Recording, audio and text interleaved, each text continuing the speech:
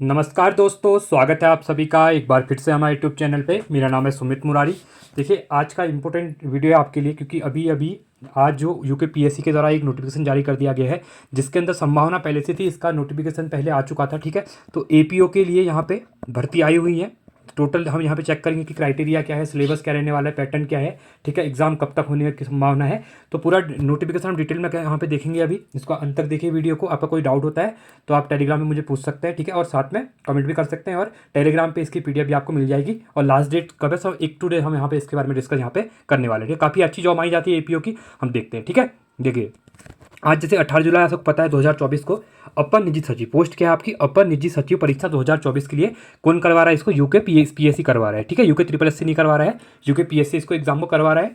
साथ में 7 अगस्त को देखिए जो ऑनलाइन आवेदन पत्र आज से आपके शुरू हो जाएंगे 18 जुलाई से, और आवेदन भरने की जो अंतिम तिथि रहेगी वो रहेगी आपकी 7 अगस्त 2024 को रात 12 बजे तक। ठीक है, कहने का मतलब यह है कि आपके पास 20 दिन का टाइम मिला हुआ है इस फॉर्म को फिल करने के लिए। ठीक है, उसके बाद आप 7 तारीख तक यहाँ पे जो credit card, debit card, net banking के थ्रू आप यहाँ पे इसका शुल्क जमा कर सकते हैं। साथ में आवेदन में अगर आपको लगता है कि कुछ गड़बड़ हुआ है, आपको कुछ नई चीज़ें भरनी है, ठीक है, तो आपको संशोधन के लिए भी यहाँ पे 7 से 8 दिन का टाइम मिल रहा है, काफ़ी टाइम मिल रहा है। और देखिए, गलती करने की गुंजाइश नहीं है। अब क्या करिएगा, आप अभी से अच्छा टाइम है, आराम से 1 घंटा निकाल के पेपर को फॉर्म को आराम से भरिए, जिससे कि यहाँ पे चीज़ें क्लियर हो जाए आपकी। ठीक है, तो हम आगे देखते हैं इसमें क्राइटेरिया वगैरह क्या है। तो देखिए, टोटल मिला के यहाँ पर तो बेसिक चीज़ें दी गई है। मैं आपको इसको इसको टेलीग्राम पे डाल दूंगा, तो आप वहाँ से इसको एक बार पढ़ लेना। ठीक है, हम बेसिक चीज़ समझते हैं इसके अंदर यहाँ पे दिया क्या है करके।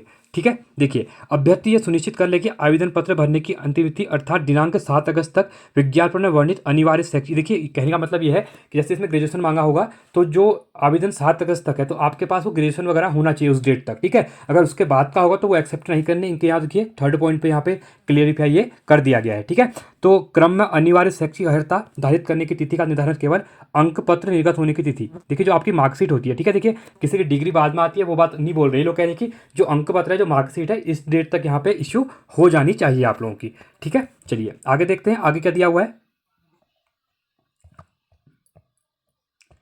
देखिए, बाकी तो बेसिक चीज़ें दी हुई है, मैं मेन चीज़ें आपको यहाँ पे करवा दूंगा। ठीक है, इसके अंतर्गत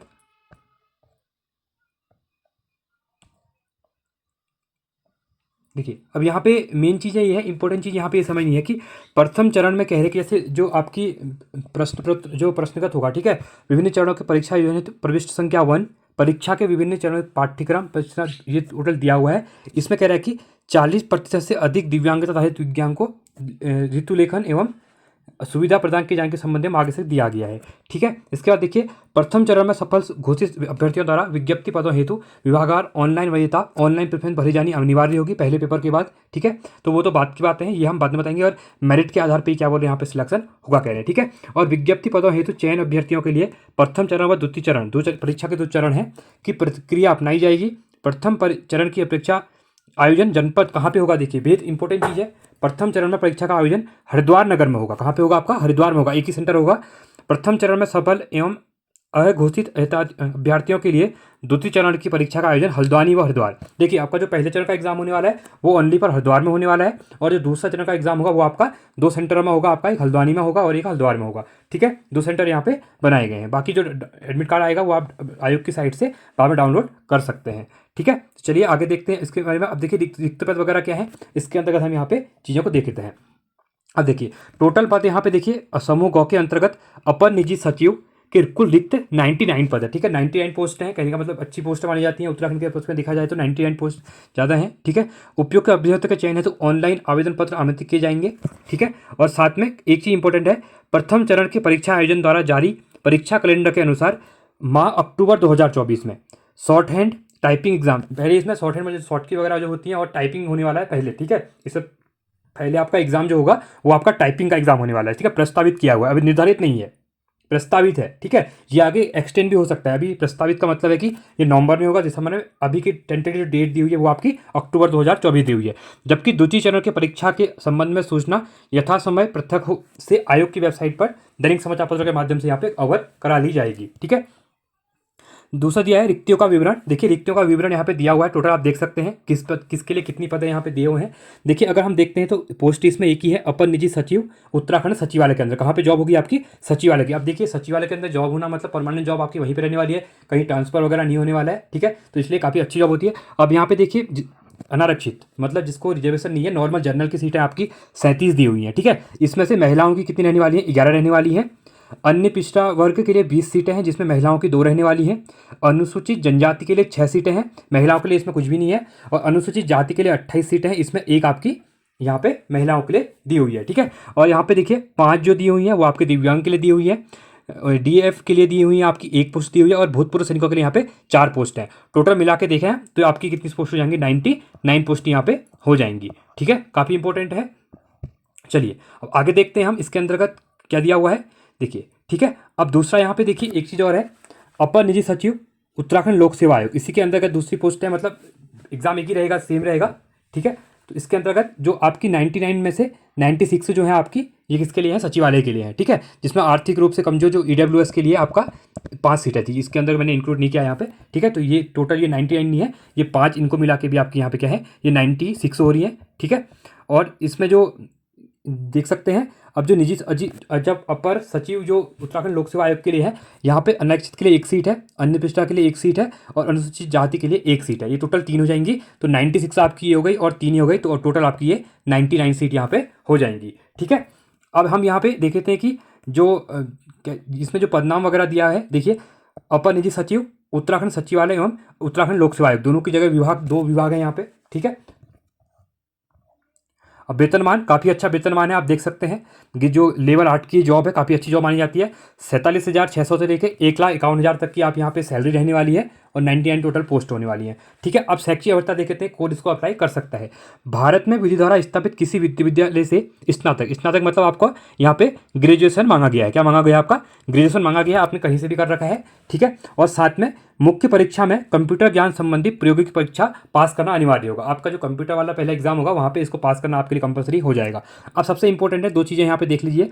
सेकंड दिया हुआ है, हिंदी आशुलेखन में न्यूनतम 80 शब्द प्रति मिनट, आपकी जो टाइपिंग स्पीड है ये 80 शब्द होनी चाहिए, ठीक है। और कंप्यूटर व हिंदी टक्कड़, अब हिंदी की बात करेगा तो इंग्लिश के अंतर्गत बोल रहा है, जो हिंदी की टाइपिंग होगी 80 शब्द प्रति मिनट और 8000 की डिप्रेशन प्रति घंटा होनी चाहिए, ठीक है। और साथ में अंग्रेजी के अंतर्गत 100 शब्दों की यहाँ पे प्रैक्टिस मांगी गई है, मतलब काफ़ी स्पीड अच्छा खासा यहाँ पे इन लोगों ने यहाँ पे मांगा हुआ है, ठीक है। मतलब कहने का मतलब है ये जॉब है जो मोस्ट ऑफ उसके लिए जो कंप्यूटर में कुछ ज़्यादा ही फास्ट है, ठीक है। तो ये आपके यहाँ पे ये रहेगा, ठीक है। अंग्रेजी आशुलेखन परीक्षा अभ्यर्थियों के लिए वैकल्पिक होगी, किंतु अंग्रेजी आशुलेखन की परीक्षा उत्तीर्ण करने वाले अभ्यर्थियों को चयन हेतु अधिमान दिया जाएगा। मतलब कहने का मतलब ये है जो इंग्लिश में अच्छा ज़्यादा वो करेगा उनको ज़्यादा प्रेफरेंस यहाँ पे दिया जाएगा, ठीक है। और बाकी तो यही है नॉर्मल एज क्राइटेरिया, देखिए 21 से 42 साल तक के सभी लोग इसको भर सकते हैं, और काफ़ी इंपॉर्टेंट मतलब सब लोग यहाँ पे अप्लाई कर सकते हैं, कहने का मतलब ये है। साथ में एजुकेशन मांगा गया है वो आपके ग्रेजुएशन मांगा गया है, ठीक है। आपने कुछ भी कर रखा है, आपने बीटेक कर रखा है, आपने बीए कर रखा है, बीएससी कर रखा है, कोई भी इसके लिए बीकॉम वाले सब इसके एलिजिबल है यहाँ पे, ठीक है। चलिए तो आगे देखते हैं, इसके बाद इसके आगे क्राइटेरिया वगैरह देख लेते हैं, कुछ सिलेबस वगैरह बाकी तो सेम ही रहता है। आपको तो एक बार पढ़ना, मैं टेलीग्राम पे इसको डाल दूंगा, ठीक है। देखिए अब यहाँ पे हम शुल्क की बात कर लेते हैं। शुल्क क्या रहने वाला है यहाँ पे, देखिए अनारक्षित के लिए जनरल के लिए यहाँ पे 200 रुपये रहने वाला है आवेदन शुल्क, ठीक है। और प्रोसेस शुल्क आपकी 22 रुपये रहेगा, और टोटल मिला के कुल पे करना पड़ेगा 222 रुपये। अन्य पिछड़ा वर्ग के लिए यहाँ पे 200 रुपये है, साथ में 22 रुपये सेम ही है इनका भी रहने वाला है। अनुसूचित जाति एंड अनुसूचित जनजाति के लिए 80 रुपये है, और 22 रुपये यहाँ पे टैक्स पड़ने वाला है आपका, तो टोटल मिला के 102 रुपये आपको भरने पड़ेंगे, ठीक है। जो ईडब्ल्यूएस है इनके लिए 200 रुपये, और साथ में 22 रुपये, 222 रुपये भरना पड़ेगा टोटल। और सारे विकलांग के लिए, कोई भी दिव्यांग के लिए यहाँ पे क्या करना है, कोई भी शुल्क नहीं लिया जाएगा, ओनली इनका प्रोसेसिंग शुल्क लिया जाएगा, वो आपको 22 रुपये यहाँ शुल्क देना पड़ेगा, ठीक है। साथ में उत्तराखंड राज्य में संचालित स्वैच्छिक राजकीय गृहों में निवास अनाथ बच्चे जो हैं उनके लिए यहाँ पे कोई भी शुल्क यहाँ पे नहीं लिया जा रहा है, ठीक है। ये था इंपॉर्टेंट। अब हम इसके सिलेबस के बारे में देख लेते हैं, बहुत इंपॉर्टेंट रहेगा आपके यहाँ पे। अब यहाँ पे एक चीज़ इंपॉर्टेंट है, जो एग्जाम से प्रोस्पेक्ट में इनने कुछ दिशा निर्देश दिए हुए हैं, आप इनको एक बार देख लीजिएगा, ठीक है। देखिए इसके अंतर्गत मेन चीज़ यहाँ पे क्या बोली गई है, सबसे इंपॉर्टेंट यहाँ पे है कि जो गलत उत्तर होंगे वगैरह, ठीक है, नेगेटिव मार्किंग रहने वाली है यहाँ पे। और वस्तुनिष्ठ प्रश्न पत्रों में अभ्यर्थियों द्वारा किए गए उत्तरों के लिए यहाँ पे ऋणात्मक मूल्यांकन किया जाएगा। वही जो नॉर्मल रहता है 1/4 यहाँ पे 1 अंक का काट लिया जाता है नंबर यहाँ पे, ठीक है। तो ये इंपॉर्टेंट है। और साथ में उत्तर कुंजी वगैरह 7 दिन के अंतर्गत यहाँ पे आ जाएगी, ये इनके द्वारा पहले यहाँ पे बोल दिया गया है, ठीक है। आगे देख सकते हैं इसके बाद इसके सिलेबस की क्राइटेरिया वगैरह क्या है। देखिए सबसे इंपॉर्टेंट रहेगा अब यहाँ पे आपका जो सिलेबस है, प्रथम चरण में जो रहने वाला एग्जाम का पैटर्न क्या रहने वाला है, ठीक है। देखिए प्रथम चरण में क्या होगा, पहला आपका हिंदी टक्कण होगा, ठीक है, 15 मिनट के लिए यहाँ पे होगा। इसमें अधिक अंक जो होंगे आपके 15 रहेंगे और 10 मिनट की यहाँ पे टाइपिंग रहेगी। उसके बाद अंग्रेजी की बात करूँगा तो वही 15 मिनट करना पड़ेगा और 10 मतलब अधिकतम अंक 15 मिलेंगे इसमें, और अवधि जो होगी 10 मिनट की रहेगी। कंप्यूटर ज्ञान परीक्षा, ये आपकी अधिकतम अंक 100 नंबर के रहेंगे और ये 1.5 घंटे की परीक्षा होगी। हिंदी आंसुलेखन के लिए 135 अंक होंगे मैक्सिमम, और 5 मिनट 35 सेकेंड का यहाँ पे टाइम मिलेगा आपको, मतलब 5 मिनट एवं 35 मिनट के बीच, ठीक है। उसके बाद अंग्रेजी आंसुलेखन के लिए यहाँ पे 135 अंक का रहने वाला है, साथ में 5 मिनट एवं 35 मिनट, ठीक है। ये इंपॉर्टेंट है, इसको आप याद रखना, बहुत इंपॉर्टेंट हो जाएगा, ठीक है। अब सेकेंड चरण में क्या होने वाला है, देखिए फर्स्ट चरण का आपने बता दिया यहाँ पे। सेकंड चरण में आपका एग्जाम होगा, पहला आपका सामान्य अध्ययन का एग्जाम होगा जिसमें 100 क्वेश्चन आएंगे जो कि आपका ऑब्जेक्टिव टाइप का, जो कि नॉर्मल OMR सीट में आप देते हैं उस टाइप का होगा, ठीक है। इसका जो टाइम पीरियड रहेगा वो 2 घंटे रहेगा। साथ में सेकंड पेपर है इसमें एक और, देखिए सेकंड के अंदर 2 हैं, एक पहला आपने देखा प्रथम चरण जो है आपका ये पहले होगा, इसमें जो क्वालिफाई करेंगे पहले चरण में उनका ये दूसरी चरण के लिए उनको यहाँ पे बुलाया जाएगा। और यहाँ पे बोला गया कि प्रथम चरण का जो एग्जाम होगा ये वाला आपका, ये आपका हरिद्वार में होगा। कहाँ पे होगा, हरिद्वार में होगा। उसके बाद जब इसका रिजल्ट वगैरह आएगा तो सेकंड चरण के लिए आपको हल्द्वानी में, ठीक है, और आपका हरिद्वार में 2 सेंटर यहाँ पे बनाए जाएंगे इन दोनों एग्जाम के लिए, ठीक है। तो इसमें आपके 100 नंबर का जो वस्तुनिष्ठ रहेगा 2 घंटे का, और 3 घंटे का आपका निबंधात्मक, मतलब आपको यहाँ पे ऐसे राइटिंग वगैरह करनी पड़ेगी जो आपको लिखना पड़ता है, ठीक है। यहाँ पे ऑब्जेक्टिव नहीं रहेगा, निबंध आलेखन वाला, और इसका 3 घंटे का रहेगा, इसमें भी आपका 100 नंबर का रहेगा। ये सभी नंबर आपके जुड़ेंगे, ठीक है। इसको आप याद रखना, बहुत इंपॉर्टेंट यहाँ पे हो जाएगा। और देखिए यहाँ पे एक चीज़ और बोला गया है कि जो निबंध और आलेखन प्रश्न पत्र है इसमें आपको 100 नंबर का था तो आपको 35 नंबर न्यूनतम लाने हैं, ठीक है। इससे कम आएंगे तो आपको डिस्क्वालीफाई वहाँ पे कर दिया जाएगा, ठीक है। अब यहाँ पे सिलेबस का देख लेते हैं, सिलेबस में इनने क्या दिया हुआ है। देखिए जो आपका 15 अंक का अधिकतम जो पहला है 10 मिनट का हिंदी टक्कड़ के लिए, तो यहाँ पे इनके द्वारा स्पीड दी हुई है कि अगर 8,000 से लेकर 8,999 तक आप करेंगे टाइपिंग तो आपको 10 अंक मिलेंगे, उससे ज़्यादा करेंगे तो 11 अंक मिलेंगे, ये आप लोग देख लेना, ठीक है। उसके बाद अंग्रेजी टक्कड़ में भी 10 मिनट का रहने वाला है, 15 अंक दिए हुए हैं। इसमें भी इनके द्वारा क्राइटेरिया दिया हुआ है कि आपको नंबर के हिसाब से मिलेंगे, ठीक है। अगर 16,500 से अधिक आप टाइप कर लेते हैं तो यहाँ पे आपको मिल जाएंगे 15 अंक का, आपको फुल नंबर यहाँ पे मिल जाएंगे, ठीक है। और यहाँ पे देखिए अब यहाँ पे मेन चीज़ है कंप्यूटर ज्ञान आधारित जो कंप्यूटर टर्मिनोलॉजी है, इसके अंतर्गत दिया हुआ है कि आपका 100 नंबर का यहाँ पे पेपर होने वाला है कंप्यूटर वाला फर्स्ट चरण में, ठीक है। तो उसमें बेसिक नॉलेज ऑफ कंप्यूटर का, working Windows, desktop and laptop, peripherals जो भी होते हैं, प्रिंटर वगैरह, स्कैनर, इसका आपका 20 नंबर का आने वाला, इस चैप्टर से 20 नंबर का आएगा। Working knowledge of word processing packaging से इससे आपका 25 नंबर का आएगा। Working knowledge of the special जो सेपरेट सीट होती है, ठीक है, स्प्रेड सीट होती है, माइक्रोसॉफ्ट ऑफिस एक्सेल वगैरह जो होता है, लिब्रा वगैरह, तो वहाँ से आपके 20 नंबर का आने वाला है। उसके बाद conversant of the use of the world wide web, popular website जो रेलवेज, एयर रिजर्वेशन वगैरह है, उसके आपके 10 मार्क्स आने वाले हैं। और साथ में जो आपका सेंडिंग अचीवमेंट वगैरह, रीडिंग वगैरह जो होती है, ईमेलिंग वगैरह, ठीक है, तो उससे क्रिकेट आपके 15 नंबर के आने वाले हैं। साथ में अगर अगला दिया हुआ है पावर पॉइंट जो PDF वगैरह, वहाँ से आपका 10 नंबर का यहाँ पे आने वाला है, ठीक है।